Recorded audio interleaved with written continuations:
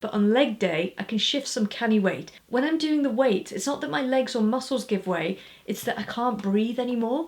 I can feel my heart in my chest and I think, oh wow, I'm actually going to die if I try another rep. In order to improve that, lifting weights isn't necessarily the answer to that. Cardio is the answer to that. I was on a run the other day and I was running up this hill, and as I was running, I know that my body was saying, wow, this feels like death. You're gonna die. You should stop. I had to actually put my body under stress and strain in order for it to respond and it to react. If you're in a place in your business right now where you are under stress and under strain, this is the moment where you make a decision. Either you stop and you say, that's uncomfortable, that hurts, I don't want to proceed.